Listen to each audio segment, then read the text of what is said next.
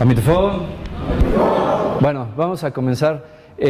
Nuestro primer ciclo, nuestra primera conferencia tiene que ver con los orígenes de manera general. No nos podemos ir tan profundo porque, pues bueno, nuestro arte marcial tiene más o menos unos 1500 años de antigüedad.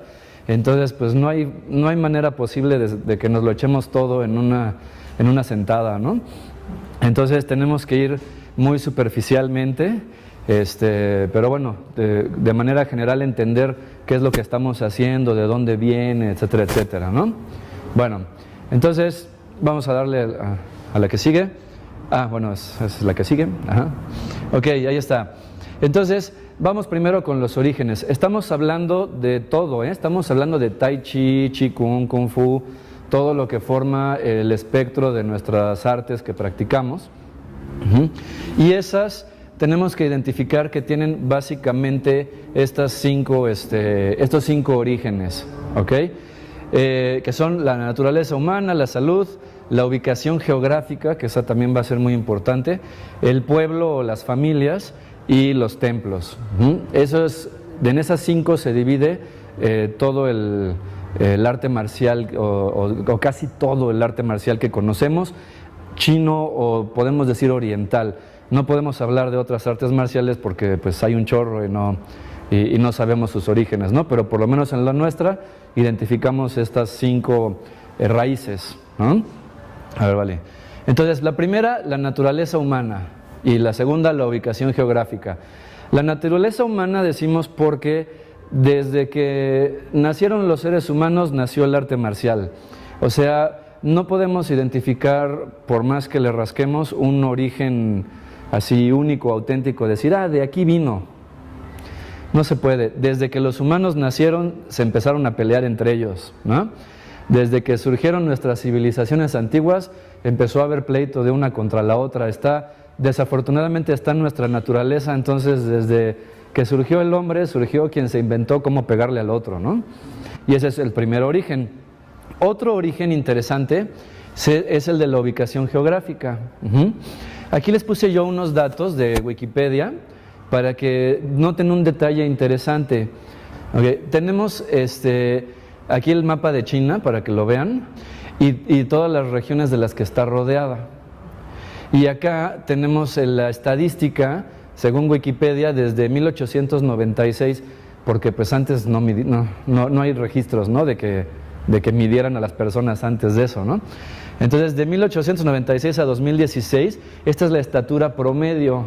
Por ejemplo, pusimos Dinamarca, Holanda, que están lejos, no están alrededor, pero los pusimos como comparación para que nos hagamos a la idea, por ejemplo, de los vikingos, ¿no?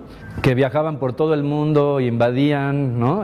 Saqueaban lugares, cosas así. Por ejemplo, ahora está de moda los espartanos, ¿no? Entonces, fíjense, por ejemplo, la estatura promedio de la gente en Grecia era aproximadamente unos 78 desde aquel entonces. Entonces, ¿qué nos dice esto? Esto nos da un tip. ¿Dónde surgen las artes marciales? Es una teoría, no lo podemos afirmar, pero ¿dónde surgen las artes marciales? Era el delgadito el que tenía que ingeniárselas de cómo iba a poder luchar o enfrentar al grandote. La salud, desde tiempos antiguos, las personas se dieron cuenta que el que hacía ejercicio estaba más sano que el que no hacía. Eso para nosotros hoy en día es muy claro. En nuestra época moderna, ya sabemos, ¿no? Que las grasas, las arterias se tapan, el colesterol, pero desde la antigüedad ya la gente notaba que si hacías un buen ejercicio, estabas bien de salud. Y sobre todo en épocas antiguas donde no había grandes avances médicos, pues era todavía más importante hacer un buen ejercicio, ¿no? Entonces, en este caso tenemos, por ejemplo, antecedentes desde el año 110 antes de Cristo. Es aproximado, no es exacto, porque pues no se tiene bien la referencia, pero aproximadamente del 110 al 208 antes de Cristo vivió el doctor Hua Tuo. El doctor Hua Tuo es una persona que escribió algunos pergaminos y pinturitas que todavía se han logrado recuperar. donde describe los ejercicios de los 5 animales de Qigong, esos ejercicios que hemos practicado, que han hecho ustedes de el venado, el oso, ¿no? Que han venido los grandes maestros a darles clase y les pusieron el ave, no sé si los recuerdan. Esos ejercicios datan de esa época, o sea, existe todavía el registro de esa época, ¿no? El doctor Hua Tuo también fue famoso por practicar acupuntura, por ser uno de los primeros en China que usaron anestesia. Creemos, no sabemos exactamente, pero creemos que usaron cannabis para anestesiar a las personas. Y fue el médico del gobernador Cao Cao. Los que vieron la película de la Guerra de los Tres Reinos, que la pueden ver en internet, el gobernador Cao Cao fue una figura política muy importante que conquistó varios reinos y así. Entonces Hua Tuo fue su médico particular. Y la leyenda dice que el gobernador cayó muy enfermo y entonces pues de alguna manera responsabilizaba a Hua Tuo de que pues tú eres mi médico, entonces cúrame. Y entonces Hua Tuo le ponía los ejercicios que hacemos hasta hoy en día, los ejercicios del Qigong de los 5 animales, y con eso el gobernador mejoraba y después se volvía a enfermar y le ponía sus agujitas y con eso mejoraba. Y de pronto ya empezó a enfermarse, ya no podía salir y aparentemente tenía un tumor en la cabeza. Y entonces, en un intento desesperado de Hua Tuo por quererlo curar, le dice que le tiene que abrir la cabeza para sacarle pues lo que tenga mal, ¿no? El tumor. Y entonces Cao Cao desconfía de él, piensa que es una artimaña de sus enemigos que ya lo compraron a su médico para matarlo, y entonces mata a Hua Tuo. Y al cabo de un tiempo se muere el gobernador también. Entonces Hua Tuo aparece en la historia como uno de los primeros cirujanos de China, si no es que el primero. Y en cuanto a nuestra práctica, en cuanto al Qigong, por ejemplo, pues es de los iniciadores. Aquí está otro origen muy importante, las familias o el pueblo. En nuestra tradición, ya sea de lo que estemos hablando, de Kung Fu, Tai Chi, Qigong, de lo que sea, siempre aparecen familias. Se van a dar cuenta que de donde sea, siempre alguien les habla o siempre hablamos de, nosotros practicamos este arte marcial que viene de tal familia, que surgió en tal lugar y así. Y eso es porque las familias o los pueblos de China lo usaban como un secreto.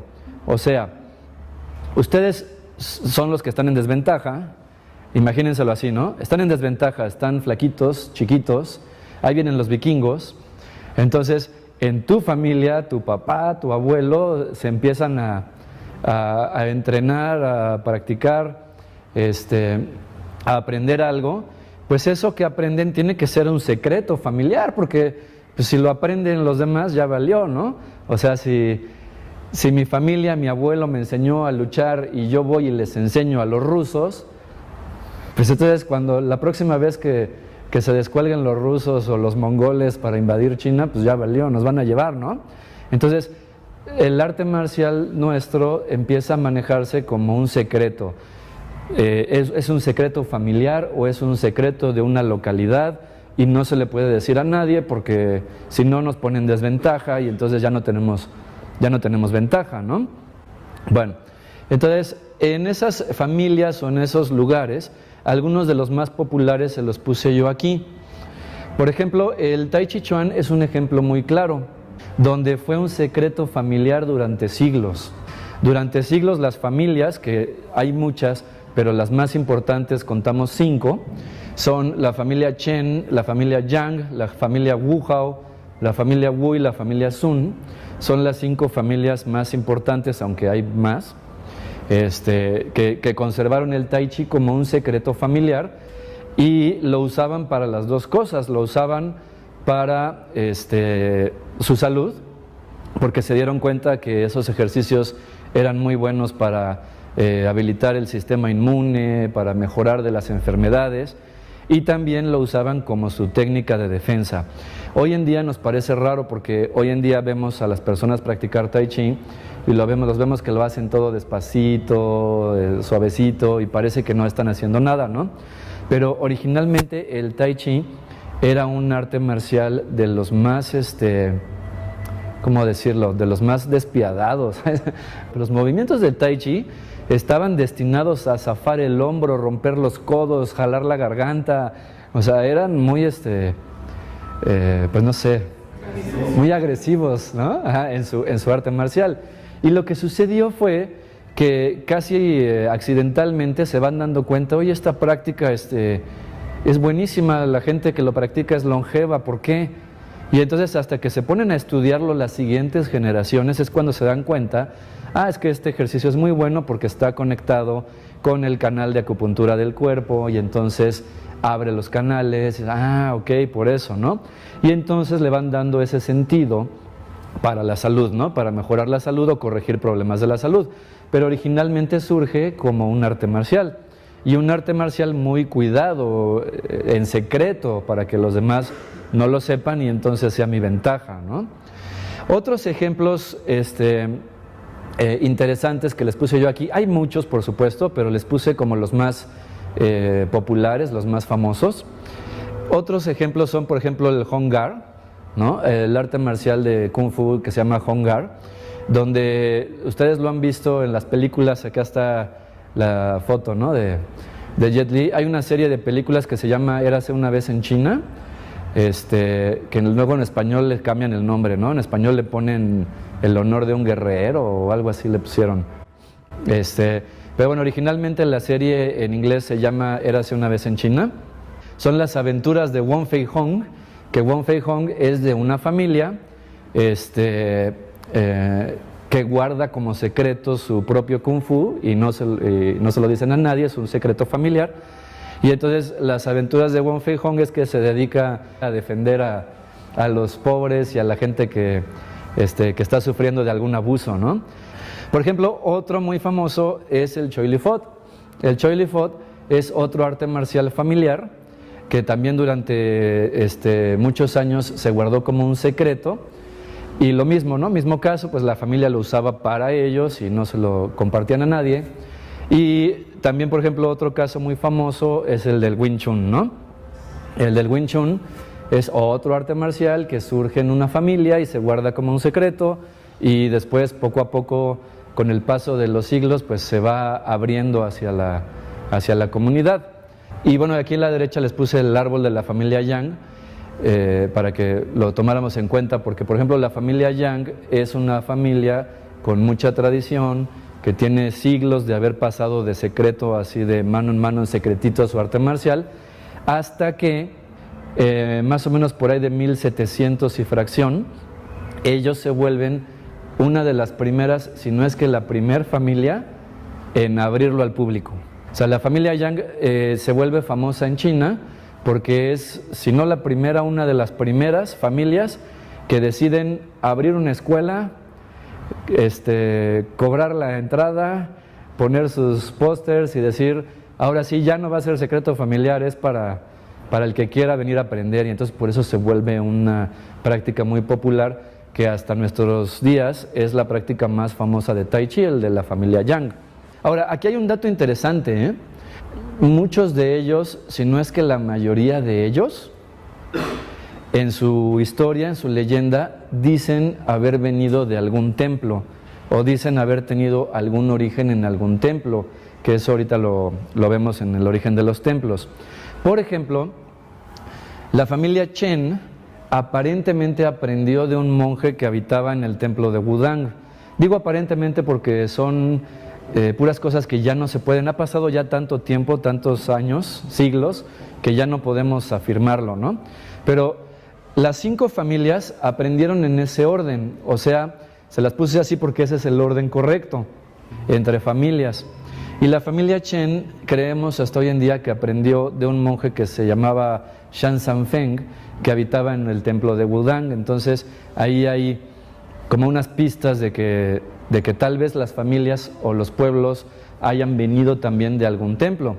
Y ese mismo caso es el de estos tres, también por eso los escogí, porque son de los más populares, pero también tienen eso en común. Los tres aparentemente aprendieron de algún monje, en este caso del templo Shaolin. Aun cuando hay muchos orígenes locales, de familias y de ciudades y de pueblos, aparentemente se conectan con algún templo, ¿no? O sea que eso nos va a llevar a que los templos son un origen muy fuerte, muy importante. Aquí están los templos. Entonces, tenemos un chorro de templos, pero principalmente tres templos importantes que podemos ubicar como orígenes de todo esto, ¿no? Son el que ustedes ya conocen, el templo Shaolin de Henan, fundado en el año 495, del que seguramente casi no habían escuchado, es del templo Shaolin del Sur. El templo Shaolin del Sur aparentemente se fundó en algún momento entre el 626 y 649 de nuestra era. Aparentemente auspiciado por Li Shimin. ¿Quién es Li Shimin? ¿Quién? El emperador, el cual... Muy bien, muy bien. Fue salvado cuando era pequeño. Exactamente, ustedes se saben la historia, ¿verdad? Los estudiantes de aquí se tienen que saber la historia, ¿verdad? ¿Verdad que se la saben, Fernando? ¿No? Bueno, acuérdense de esa historia donde los monjes de Shaolin rescatan al hijo del emperador, etcétera, etcétera, ¿no? ¿Se acuerdan de eso? Bueno, pues son teorías porque, les digo, todas estas situaciones son, o sea, imagínense, ¿cuántos años han pasado? Todo esto ya se vuelve nada más teorías o suposiciones generalmente aceptadas, ¿no?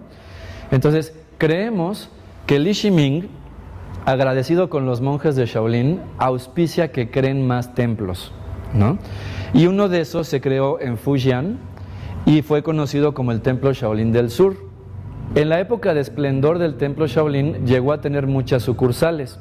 De hecho, el templo Wudang, existen datos que nos hacen pensar que surgió como otra sucursal de Shaolin, que en algún momento algo no funcionó y dijeron no, mejor taoístas, y se vuelve un templo taoísta, ¿no? Bueno, entonces estos tres templos son los principales que influenciaron las artes marciales o a las familias. Entonces, por ejemplo, las familias que crearon su arte marcial en el norte de China fueron influenciadas por el templo Shaolin de Henan, que está más cerca del norte, como el Tai Chi de la familia Chen, por ejemplo, parece estar muy influenciado por el templo Shaolin del norte. O también pudieron haber sido influenciados por Wudang, que no está lejos. Geográficamente, los templos forman un triángulo donde las familias más famosas quedan en medio. Eso no lo pusimos, lo debimos haber puesto en el mapa, pero bueno, los ponemos en la versión en línea. En el mapa los templos forman un triángulo donde el centro es los lugares más comunes donde han surgido las artes marciales que conocemos. Entonces hay una influencia muy probable. En el caso, por ejemplo, decíamos del Choi Li Fot, la influencia del templo Shaolin del Sur. Entonces, hasta ahí terminamos con cuáles son los orígenes más aceptados o más comunes, ¿no? Y ahora nos vamos con las clasificaciones. ¿Cómo clasificamos el arte marcial o el arte marcial chino? Pues hay un chorro de clasificaciones que podemos hacer. Por región, usando el río Yangtze como referencia, que es el río que atraviesa a China casi a la mitad, usando el río como referencia, decimos los estilos del norte y los estilos del sur, que es un poco arbitrario eso, pero porque no sé si estabas junto a la orilla del río, pero del lado norte, aunque realmente tu familia es del centro de China, pues ya se te considera del norte porque estás al otro lado del río, ¿no? Y si estabas del lado de abajo, aunque sigas en el centro de China, pues ya decimos que eres del sur porque está debajo del río. Pero bueno, había que hacer una clasificación, ¿no? Entonces, una forma en la que podemos clasificar el arte marcial es estilos del norte o estilos del sur, los que están arriba del río o abajo del río, ¿no? Otra forma es por armas o manos vacías, ¿vale? O sea, ¿cómo es la práctica? ¿Es con algún arma o es nada más tú solito? Otra es por imitación. ¿Está imitando a alguien o no? ¿O está imitando algo o no? O sea, ¿está practicando, no sé, solamente su kung fu o está imitando a una serpiente? ¿No? Entonces esa es otra clasificación que hacemos, si es por imitación o no. Si es por escuela interna o externa, este es un rollo un poco más largo y entonces lo vamos a abordar más adelante, pero dividimos el arte marcial chino en dos grandes escuelas o dos grandes corrientes, la interna o la externa, y eso las vamos a explicar ahorita más adelante. Por tradicional o moderno, también lo vamos a explicar ahorita más a detalle adelante, porque hay un punto histórico, una fecha en la que decimos de aquí para adelante es moderno y de aquí para atrás es tradicional. Y por exhibición o combate, ¿no? Que se dice Taolu o Sanda Sanshou. Vámonos con la primera. Por región norte y sur, ahí tenemos el mapa y ahí tenemos el río Yangtze. Entonces, si se fijan, también el río pues es como irregular, ¿no? O sea, probablemente alguien quedó por aquí y decimos que es del norte, ¿no? Pero bueno, pues había que hacer una clasificación y entonces esto fue lo más aceptado. Los que están arriba del río, Changchuan. Los que están abajo del río, Nanchuan. ¿Vale? Esa es nuestra primera clasificación, si es estilo norteño o es estilo sureño. Y bueno, y armas o a manos vacías, eso está muy claro, ¿no? Eso no necesita mucha explicación, o sea, es ¿qué practicas? ¿Es con un arma o es tú solito? ¿No? Por imitación o no imitación, ¿no? ¿Lo que tú practicas está imitando a alguien o algo o nada más es no sé, o nada más es pegar, patear, ¿no? Esa es otra clasificación que hacemos. Y no importa qué sea lo que se está imitando, el chiste es que se imita algo. Entonces, ese algo puede ser desde el borracho, ¿no? Que pusimos aquí la foto, el estilo del borracho, que es un estilo muy popular. No sé, serpiente, mono, tigre, ¿qué es lo que estás? Dragón, ¿qué es lo que estás imitando, ¿no? Ahora sí llegamos a este asunto que es un poco largo y muy interesante. Por escuela interna o externa. Bueno, este rollo es un poquito largo y hay que tener cuidado con él. Identificamos dos corrientes importantes en el arte marcial chino, la escuela interna y la escuela externa. Y queremos decir algo así como aquellos que empiezan de adentro hacia afuera o que empiezan de afuera hacia adentro, que su práctica se enfoca en su interior o en su exterior. Todas las artes marciales en todas las artes marciales queremos dominar las dos, o sea, queremos estar completos, unificados, tener bien mi parte interna y tener bien mi parte externa. Todos queremos estar completos, ¿no? Pero el camino puede ser distinto. Hay quienes empiezan de afuera hacia adentro y hay quienes empiezan de adentro hacia afuera. Entonces, esas son las dos corrientes principales. Quienes empiezan de adentro hacia afuera, decimos que son la escuela interna porque inician por el interior o se concentran en el interior. Y aquellos que empiezan del exterior hacia adentro, decimos que es la escuela externa. Bueno, entonces, todavía no. Entonces, ¿cómo es eso? Bueno, aquí tenemos unos ejemplos muy claros, pusimos unos ejemplos muy claros. Tenemos acá del lado derecho el Tai Chi, ¿no? El Tai Chi de la familia Yang es un estilo de la escuela interna o de la corriente interna. ¿Por qué? Porque las personas que practican el Tai Chi de la familia Yang empiezan por concentrarse en su interior, o sea, la calma, ¿no?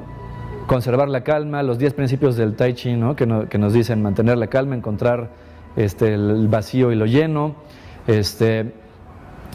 nos vamos ubicando en sensaciones, cómo nos sentimos cuando vamos practicando y eventualmente, poco a poco, logramos exteriorizar eso, o sea, esa energía interior que se va formando en nuestro cuerpo, eventualmente se exterioriza, se descarga, ¿no? ahora sí ya se convirtió en un golpe, lo que estuve trabajando de manera interna, ahora ya entendí que eso lo puedo usar para un golpe, para un jalón, ¿no? La escuela externa es exactamente al revés. Un caso interesante de la escuela externa es el Kung Fu Shaolin, ¿no? Les puse esta foto a propósito porque me pareció un buen ejemplo de la escuela externa. Acá el Sifu Shi Yanming está parado en unos clavos, creo que casi no se ve, ¿no? Está parado en unos clavos, sosteniendo unos jarrones llenos de arena. Entonces, la escuela externa es lo contrario, es que le duela, que se aguante, que llore, ¿no? Que se sobreponga y entonces va a entender su interior, ¿no? Entonces va a decir, ya estoy bien en la forma interna de mi ser, ¿no? Ya estoy en paz porque logré sobreponerme, logré salir adelante, ¿no? Son dos caminos opuestos, pero que llegan al mismo lugar. Las dos escuelas quieren estar completas, nadie quiere estar sin lo otro, ¿no? O sea, en el Tai Chi queremos tener bien nuestro interior y queremos también poderlo usar, ¿no? Y en el Kung Fu queremos poderlo usar, pero queremos que nos haga un bien en el interior. O sea, finalmente ambas tienen que llegar a las dos cosas. Solamente el camino fue diferente. Entonces, en el argot popular, en el folclore popular de la cultura oriental, tenemos ese símbolo interesante que es el yin yang representado con un tigre y un dragón, donde se simboliza las dos escuelas, la escuela interna y la escuela externa.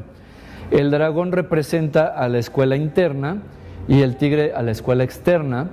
El dragón, pues, por ser un animal místico, ¿no? Que también, por ejemplo, fue el símbolo del emperador, el dragón, durante muchos siglos. Pero bueno, un dragón no lo podemos ver, ¿no? O sea, es algo como intangible. Y el tigre es un animal real, físico, que podemos verlo, seguramente lo veían mucho en Oriente y en Asia, ¿no? Y además es un animal lleno de fuerza y agilidad, ¿no? Entonces se vuelve un símbolo común de la escuela externa, ¿no? Y también en el folclore popular el dragón representaba al emperador y el tigre a la fuerza terrenal, a la fuerza del pueblo, ¿no? Ahora, todos quieren llegar a ser el dragón, ¿no? Porque pues el dragón es el símbolo más amplio, ¿no? Seas de la escuela interna o externa, todos quieren llegar a ser como el dragón. Solamente los caminos son distintos. Y como no es ley ni regla, pero como una idea popular, se representaron así. Entonces, también les vamos a dejar luego de tarea que vean la película del tigre y el dragón, ¿no? Que está interesante. Sale. ¿Sí quedó claro esto? Seguimos. Muy bien. Tradicional o moderno. Esta es otra clasificación. Llevamos varias, ¿no? En 1956 hay un evento muy importante en la historia de nuestro arte marcial. En 1956, en Beijing, las personas, lo que eran los académicos de las universidades de Beijing, se reúnen para crear la forma 24 de Tai Chi. La forma 24 de Tai Chi es un ejercicio de Tai Chi Chuan que en realidad fue un extracto, un resumen que empezaron a agarrar de las prácticas de Tai Chi que se conocían, habiéndose basado aproximadamente un 80% en la familia Yang y un 20% en varias familias que se conocían de Tai Chi e incluso hasta de otras artes marciales. Entonces, ese evento es muy importante porque es el primer intento exitoso, oficial, por crear una práctica popular que generalice todo el arte marcial. Entonces, en esas épocas, el gobierno de ese país tiene el interés de que la gente practique, ¿no? Porque, pues bueno, es parte de su cultura, es muy bueno para su salud, también es bueno como defensa personal, tiene muchas virtudes, así que queremos que la población general practique. Pero, ¿que practiquen qué? ¿No? O sea, si estamos hablando de que hay muchas familias, muchos pueblos y templos y de todo, ¿que practiquen qué? O sea, yo como gobierno, ¿qué le digo al pueblo? Que practiquen todos el arte marcial de esa familia, entonces estaría yo favoreciendo a una familia en particular, ¿no? A lo mejor en México es muy común eso, pero en otros países no es tan común, ¿no? Entonces, vamos a crear un estilo nuevo que tenga información, extracto de todas las prácticas que conocemos, y entonces podemos institucionalizar una práctica pareja para todos, ¿no? Porque además tener una práctica pareja te permite crear eventos.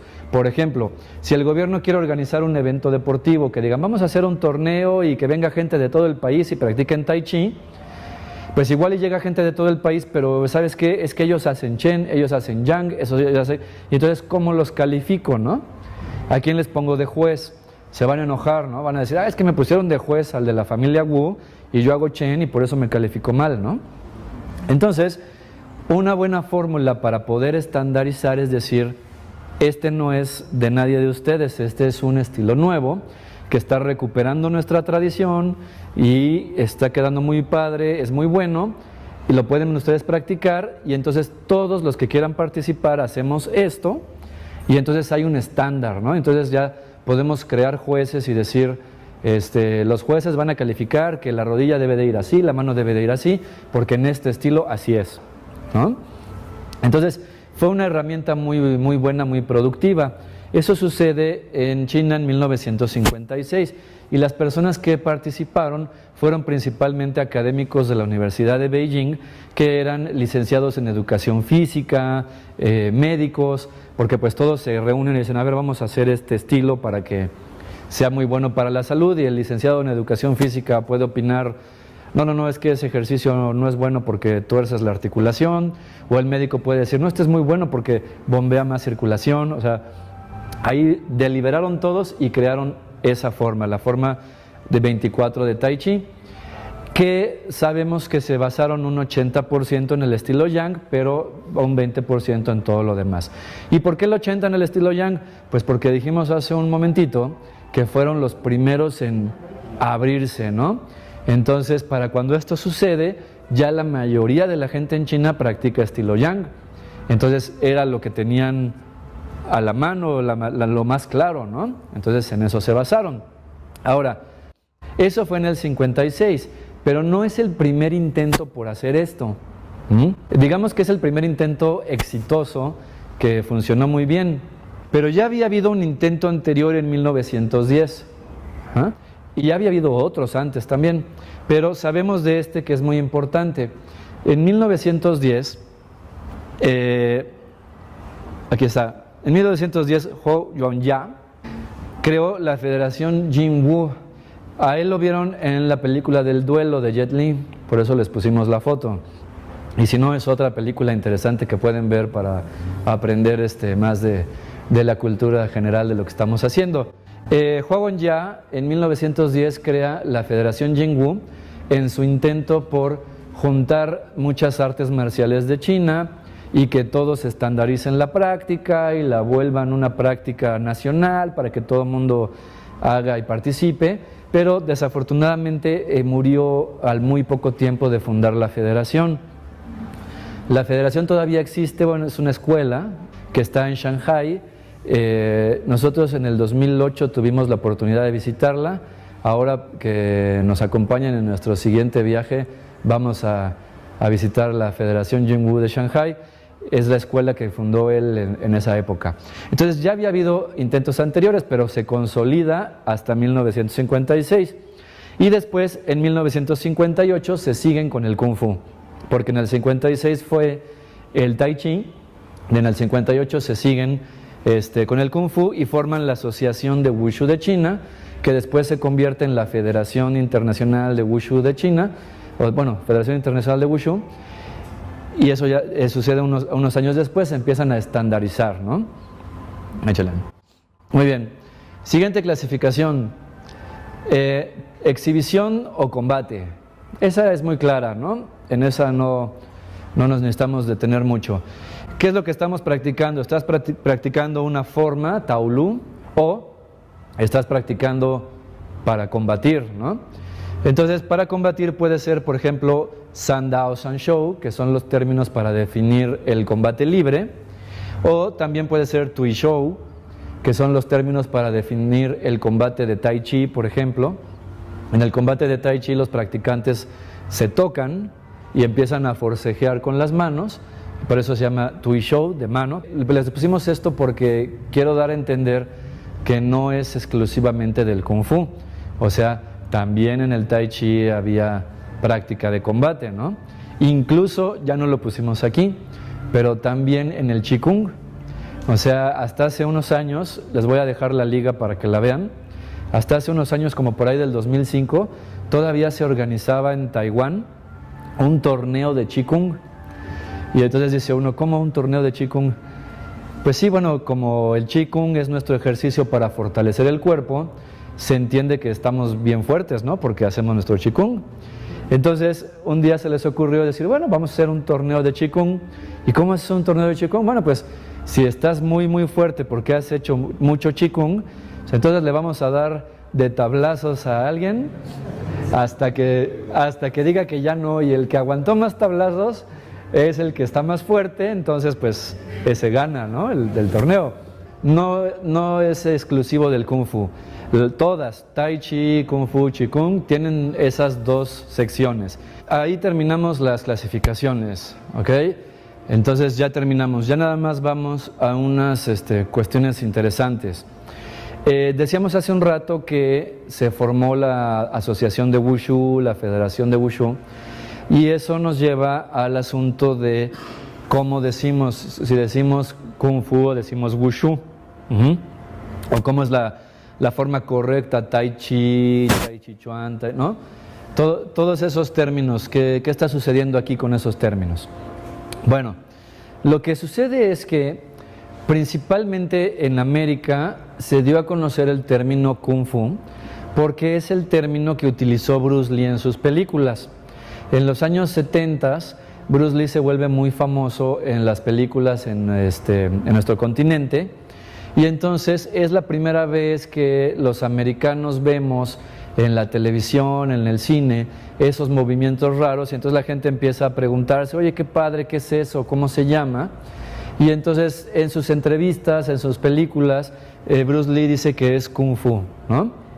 Que eso es lo que está él practicando. Y entonces, de manera general, se populariza el nombre de Kung Fu. En mandarín, Wushu quiere decir arte marcial. Entonces, digamos que lo que en China se decía es, bueno, es que este es nuestro arte marcial, ¿no? Esto es lo que practicamos, es nuestro arte marcial. Aunque también es un término muy general, ¿no? Porque si Wushu quiere decir arte marcial, pues entonces el karate sería Wushu, ¿no? Yo podría decir que el Taebo es Wushu, ¿no? Sí, porque pues lo único que dice el término es que es un arte marcial, ¿no? El término de Kung Fu es un poquito más específico, pero no hace alusión al arte marcial. Aquí tenemos los caracteres, ¿no? Cuando separamos los caracteres, tenemos que los caracteres de Kung Fu están formados por el carácter de Kong, de trabajo, y por el carácter de Fu, que normalmente lo traducimos como excelencia o calidad, ¿vale? El carácter de Fu es muy interesante porque es un carácter que fue creado a partir de otro. Este carácter que está acá, el carácter de Tien, simboliza cielo.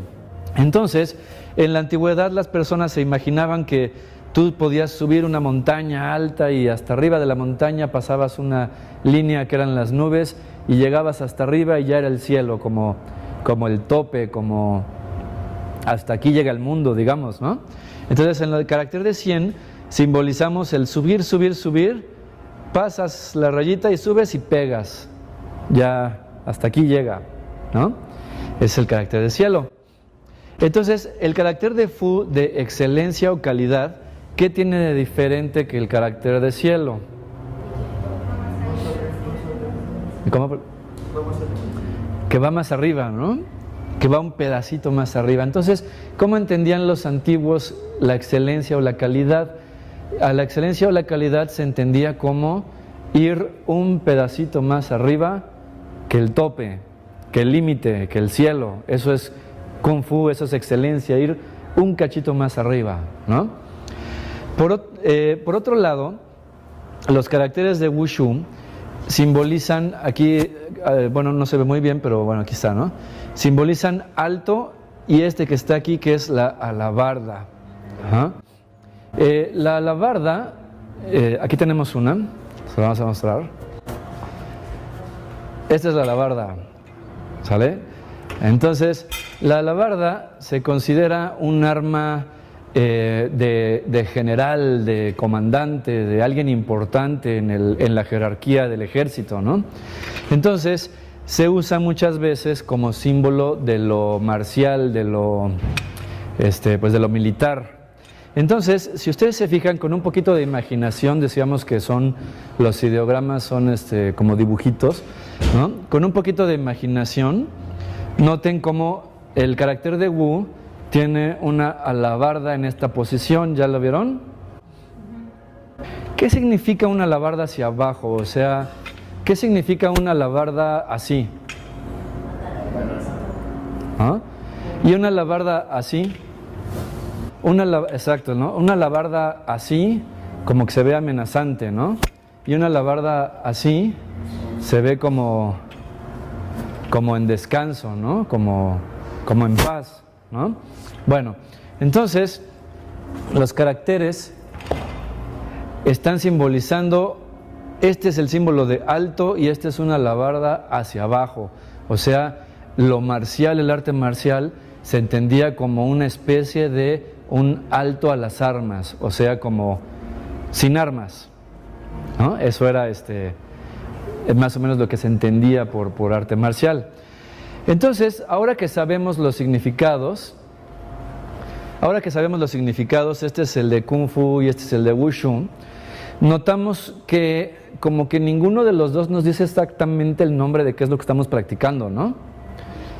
O sea, ¿sí se entiende? ¿No? O sea, ¿haces arte marcial? Bueno, sí, pero pues ¿cuál? O haces un trabajo de excelencia, ¿cuál? ¿No? O sea, ¿cómo? Como que ninguno de los dos términos eran muy precisos, ¿no? No hay que olvidar un asunto importante. Bruce Lee, que se vuelve famoso en Estados Unidos y en América, era un estudiante de filosofía. ¿Sí sabían eso? Bruce Lee en Estados Unidos fue estudiante de filosofía. Entonces, quiero pensar, no lo sé, quiero pensar que entendía estos conceptos, ¿no? Porque bueno, siendo él un artista marcial muy importante y habiendo estudiado filosofía, me imagino que tenía muy claros todos estos conceptos, ¿no?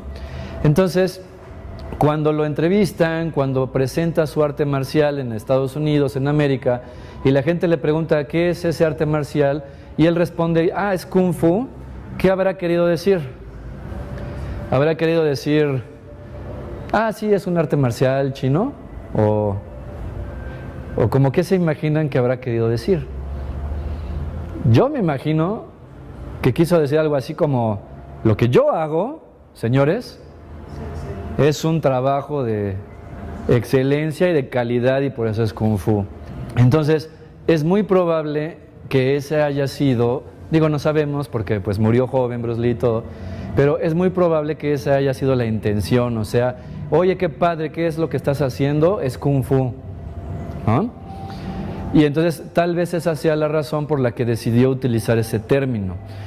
Hoy en día nosotros entendemos de manera general Kung Fu por el arte marcial tradicional no estandarizado anterior a 1956 y Wushu por el arte marcial moderno estandarizado posterior a 1956. ¿Por qué lo entendemos así? Bueno, lo entendemos así porque el término de Wushu hoy en día es muy utilizado por la Federación de Wushu, la Asociación China de Wushu. Entonces, como ellos estandarizaron el arte marcial moderno y hicieron la versión moderna, pues de manera general, aunque no se arregla, entendemos ese es el estilo moderno. Y las personas que practican los estilos viejos antes de 1956, pues nos gusta decir que es Kung Fu, ¿no? Y digo nos gusta decir porque queremos pensar que estamos haciendo un trabajo de excelencia, ¿no? ¿Vale? Muy bien, ahora sí la que sigue. Y ahora tenemos el caso del Tai Chi. ¿Okay? En el caso del Tai Chi, tenemos que los caracteres simbolizan supremo celestial y Chuan, de boxeo, ¿no? Tai Chi Chuan, el boxeo supremo celestial, que es un término que se originó en la familia Yang. Por eso les pusimos ahí al fundador de la familia Yang, a Yang Luchan, aunque creemos que no fue exactamente él quien escogió ese término, sino que es muy probable que haya sido su nieto, Yang Chenfu, quien escogió ese nombre. Pero el nombre Tai Chi Chuan es un nombre creado por la familia Yang. No que no existiera el Tai Chi Chuan. El Tai Chi Chuan ya existía con antigüedad, lo practicaba la familia Chen, lo practicaban en los templos, ¿no? Pero no se llamaba así.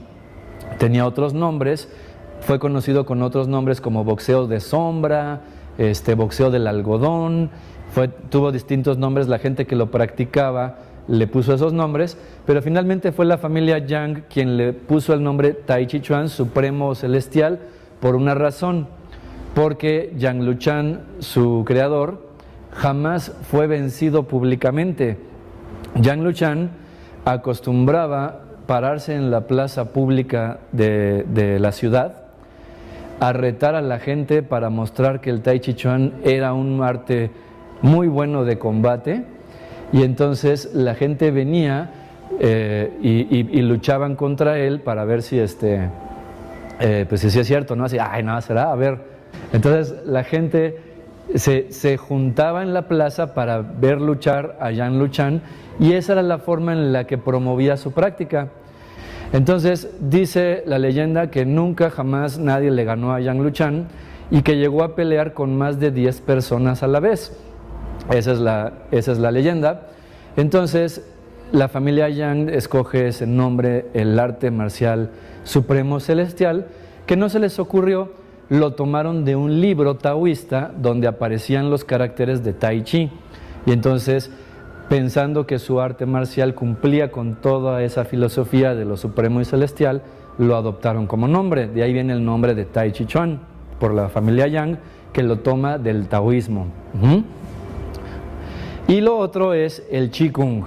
El Qigong es un nombre creado por los académicos de Beijing.